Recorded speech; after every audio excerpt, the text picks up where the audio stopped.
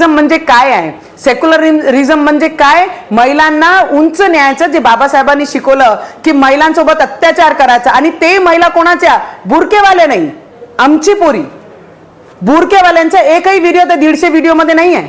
आमच्या अमरावतीमध्ये परत ती घटना अचलपूर परतवाडामध्ये होते, जिथे 150 पेक्षा जास्त व्हिडिओ व्हिज्युअल एक मुलांनी आमची मुलींसोबत अत्याचार करून त्याचे व्हिज्युअल काढले आणि online video, social media, YouTube, सगळेच सोशल मीडिया प्लॅटफॉर्मवर त्यांनी व्हायरल केले.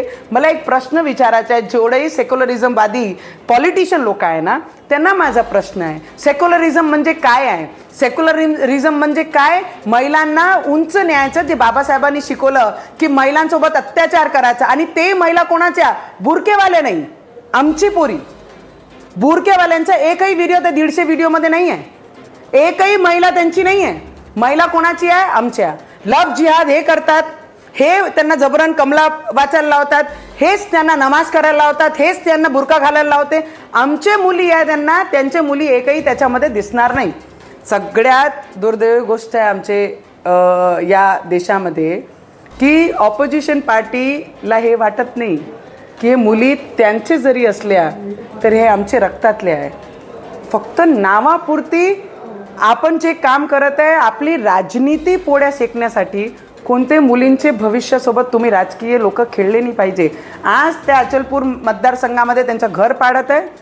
मी इथं सरळ विनंती करीन पोलीसवाल्यांना, तारीखही नको आहे आम्हाला, कोर्टही नको आहे, सरळ एन्काउंटर केला पाहिजे आणि सिटिझनशिप रद्द केली पाहिजे या लोकांची, आणि या देशातून हकालपट्टी केली पाहिजे.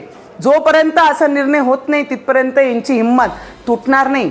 टेररिस्ट पाहत यांचेच नावं, आमच्या मुलींसोबत लव जिहाद करणं म्हणजे यांचेच नावं, आमच्या मुलींचे व्हिडिओ बनवून सोशल मीडियावर टाकणं म्हणजे यांचेच नावं, सगळे प्रकरण हेच करतात. आज या ऑपोजिशनला विचारा की महिला रिझर्वेशन बिल जे पूर्ण पार्लमेंटमध्ये येत आहे त्याच्यासाठी ऑपोजिशनला आम्हाला विनंती करावी लागून राहिली आहे की महिलांना पुढे आणण्यासाठी बाबासाहेबांनी जे शिकवलं त्याला सपोर्ट करा, महिलांना पुढे आणा, त्यांची हिंमत सोबत उभे राहा. तर ऑपोजिशन सोबत आणि जेही लोक आता IG कडे गेले आहे त्यांनाही माझं एवढंच म्हणणं आहे की तुम्ही जे राजकारण करत आहे ना, की यांचा पाळला तर त्यांचा पाडा, पहिले तुम्ही हे पहा की कोणते मुलीसोबत अत्याचार झाले, सगळ्यांचे पाडा.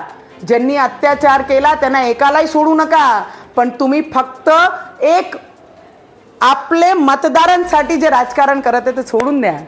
या देशातच जा लागते, या देशातच जन्माला आलो आहे, ते काही आपली नाही आहे, पाकिस्तानवाले आहे, पाकिस्तानला पाठवा लागते त्यांना.